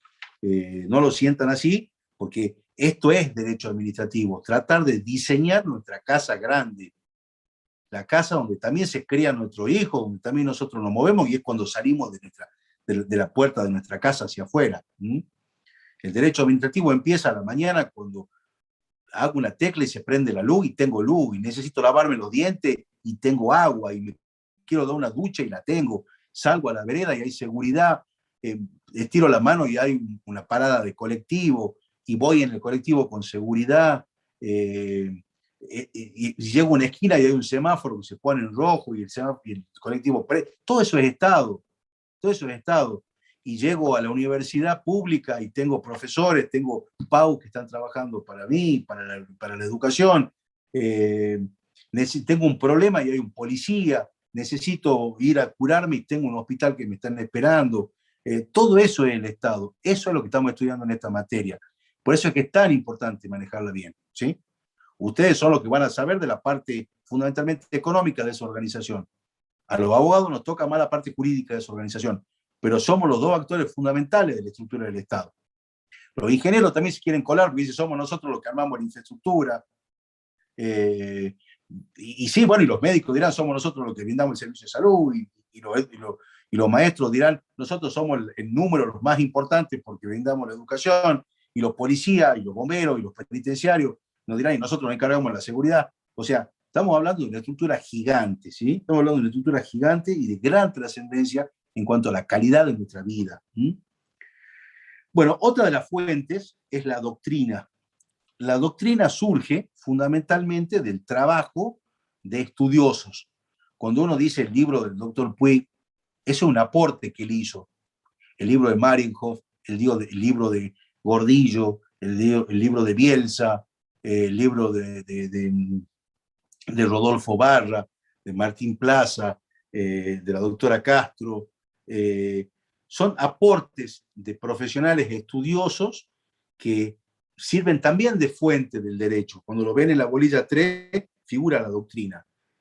La doctrina es el trabajo de personas estudiosas que hacen sus aportes a la materia y nos hacen llegar a través de sus trabajos, de sus artículos, de sus libros, de sus publicaciones, de sus clases, de sus disertaciones, de sus enseñanzas, nos acompañan ideas, proyectos, debates y que hacen crecer la disciplina. Esa es la doctrina y esa es fuente también del derecho administrativo. La analogía es la utilización de otras figuras del derecho pensadas para otro supuesto que pueden no ser pensadas para el derecho administrativo, pero que las traigo y las uso, ¿sí? Entonces yo puedo, por ejemplo, en materia de derecho civil, pedirle prestado al derecho civil de manera analógica todos sus principios para analizar cuestiones de responsabilidad, ¿sí? Por ejemplo, en un accidente con un ferrocarril en el que se producen daños materiales y daños físicos a personas. Y el ferrocarril es público, se realiza el accidente, se produce el accidente en un ámbito público y tenemos que hacer un análisis de responsabilidad pública frente a este siniestro. El derecho administrativo dice, ¿de dónde tomo yo todos los principios de la responsabilidad? Bueno, se le puede decir al derecho administrativo, vaya, busque los principios por analogía de la responsabilidad del derecho civil y tráigalo y úselo acá en el derecho administrativo. Por ejemplo, un empleado público comete una falta, llega a trabajar y tiene una conducta, por ejemplo, desconsiderada frente a sus compañeros y compañeras de trabajo, rompe algunas cosas, falta el respeto a otros, y se le inicia un sumario disciplinario administrativo. Y decimos, y bueno, ¿y de dónde tomamos los principios de garantía, los principios de defensa, los principios de prueba? Y bueno, los tenemos que tomar del derecho penal, que no estaba originariamente pensado para el derecho administrativo, pero vamos al derecho penal, tomamos sus principios procesales, sus garantías, y lo traemos con nosotros de manera analógica al derecho administrativo y analizamos la situación de este agente que cometió esta falta y lo aplicamos al caso concreto. Es decir, la analogía es una fuente que consiste en tomar otro tipo de figuras del derecho y tomarla como prestada para nuestra rama del derecho público. Los principios generales del derecho son principios que se aplican a todas las ramas del derecho. Son conceptos generales, son conceptos generalmente indeterminados, como puede ser el concepto de buena fe. ¿Cuándo alguien actúa de buena fe? O el concepto de no dañar al otro, o de evitar la generación de daños innecesarios. O cuando hablamos de un buen padre de familia, cuando hablamos de un buen hombre de negocio. Son conceptos generales jurídicos, de naturaleza jurídica, que fundamentalmente son indeterminados, pero se determinan en el caso concreto y que sirven y pueden ser tomados de todo el sistema jurídico y no solo exclusivamente del derecho público ni del privado. Como les digo, el principio de la buena fe. El principio de la buena fe es un ejemplo típico de los principios generales del derecho. Actuar rectamente. Son principios que sirven de fuente en el derecho civil, en el penal, en el laboral, en el tributario, en el minero, en el espacial, en el aeronáutico, de la navegación fluvial y marítima, en cualquier ámbito que nos queramos mover, debe existir este principio fundamentalmente de la buena fe, por ejemplo. Bueno, nos quedan pocos minutitos. Yo esto lo voy a remitir a que ustedes también estudien el tema de los distintos tipos de reglamentos de los textos. Hay un reglamento típico. Recuerden que el reglamento significa una norma emanada de la máxima autoridad administrativa de alcance general, ¿sí? El reglamento es una declaración unilateral de voluntad realizada por un órgano en ejercicio de la función administrativa que produce efectos jurídicos generales en forma directa. ¿Mm? Entonces, acuérdense, declaración unilateral. No es como un contrato que es bilateral, es unilateral, lo decide una sola parte. Realizar en ejercicio de la función administrativa. Recuerden que la función administrativa no la tiene solamente el Ejecutivo, ¿sí? La función administrativa la tiene el Poder Judicial, la tiene el Poder Legislativo, la tiene el Poder Ejecutivo, la tienen los órganos públicos no estatales. ¿Se acuerdan cuando veíamos que la función administrativa la ejerce, por ejemplo, el Poder Judicial? Y uno dice, pues si el Poder Judicial dicta sentencias, sí, perfecto. El Poder Judicial ejerce función judicial, obviamente, pero también ejerce función administrativa, porque alguien tiene que cambiar los focos, tiene que comprar papel, tiene que hacer funcionar las impresoras, tiene que liquidar los sueldos de los empleados. Toda esa actividad dentro del Poder Judicial es actividad administrativa. Es más, hay muchos contadores que trabajan en el Poder Judicial y dicen, ¿cómo va a trabajar un contador si acá se dicta sentencia? No, bueno, el contador va a tener un montón de trabajo, pero que no se relaciona con dictar sentencia. Se relacionará con la liquidación de sueldo, con la formulación de las planillas, con las actualizaciones, con el área de compra, de suministros. Es decir, la función administrativa la encontramos en el órgano legislativo, la encontramos en el ejecutivo, la encontramos en el judicial. Encontramos función administrativa en la legislatura, y uno dice, pues si la legislatura dicta leyes, sí, dicta leyes, pero también liquida sueldo, si se rompe un vidrio lo compra, limpian el edificio, le ponen combustible a los vehículos, compran libros para la biblioteca. Toda esa actividad no es legislativa, esa actividad es administrativa. ¿Mm? Bien, entonces, tengamos en cuenta que sí, me preguntan sacar el concepto del SAIG. Sí, es muy bueno el SAIG. El Sistema Argentino de Informática Jurídica es muy bueno. Sí, sí, lo pueden tomar de ahí. Sin ningún problema. Entonces, los reglamentos son declaraciones unilaterales de voluntad realizadas por un órgano en ejercicio de la función administrativa, que produce efectos jurídicos generales y abstractos.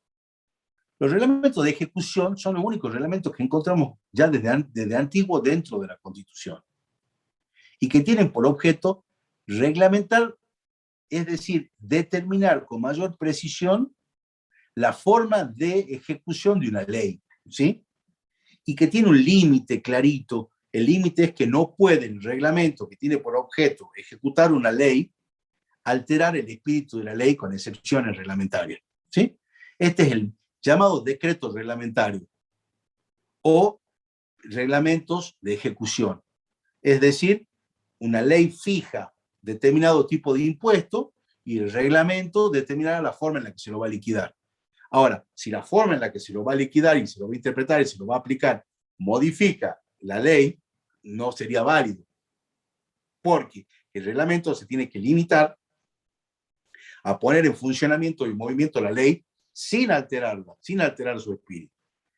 Ese tipo de reglamento, el reglamento más tradicional, el que tiene mayor trayectoria histórica, ¿sí?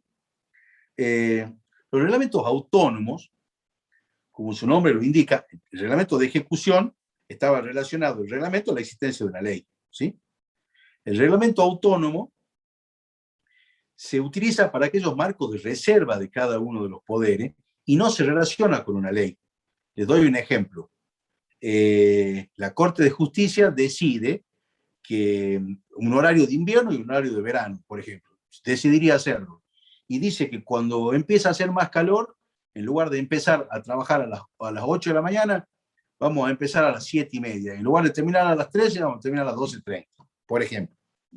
Fija esa norma. Si fija esa norma, es un reglamento interno, son los horarios de atención al público, ¿sí? Si fija, por ejemplo, el reglamento de utilización de los libros de la biblioteca dentro del Poder Judicial, y un reglamento interno dentro de la misma universidad, el mismo poder, perdón.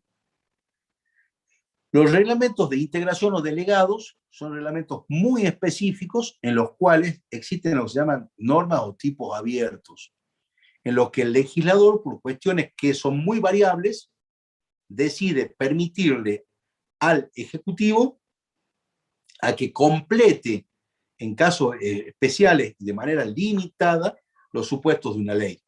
Por ejemplo, en materia fitosanitaria o de protección de determinadas cuestiones relacionadas con la sanidad, no se puede todos los años pretender que se dicte una ley con todo el problema que significa la ley para la determinación de las plagas de ese año, por ejemplo.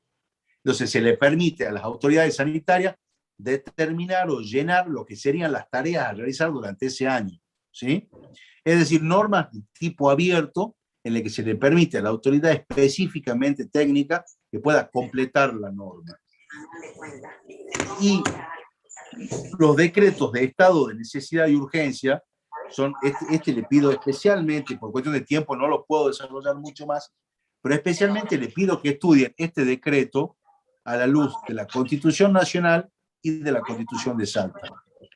Este es un supuesto en el cual, y escuchen bien lo que les voy a decir, los DNU, los decretos de necesidad y urgencia, es un supuesto en el que el poder ejecutivo ejerce de manera excepcional facultades de naturaleza legislativa, ¿sí?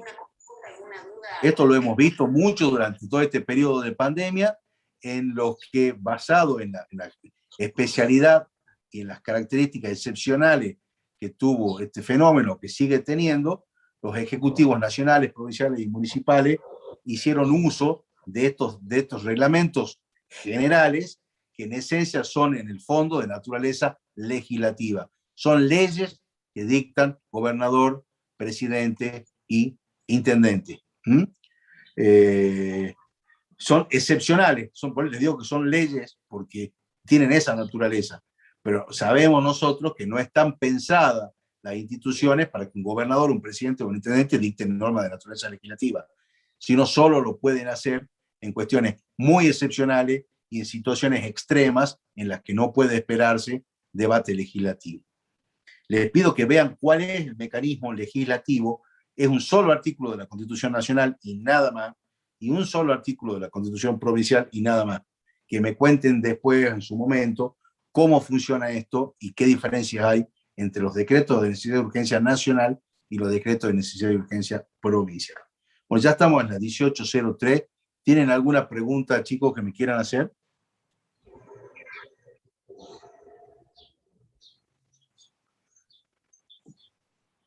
Bueno, les agradezco mucho. Les pido que estos temas, yo los toqué con la velocidad que pude para tratar todo el tema de la unidad 3, pero esto requiere sí o sí de profundización en textos, ¿sí? Así que busquen textos y profundicen la figura. Es una bolilla bastante fácil de estudiar y muy, muy interesante para la formación cultural general de la materia por ustedes. Les agradezco mucho y que tengan una muy buena tarde. Chao, Muchas chao, gracias, hasta luego. hasta luego. Gracias a ustedes. Chao, chao.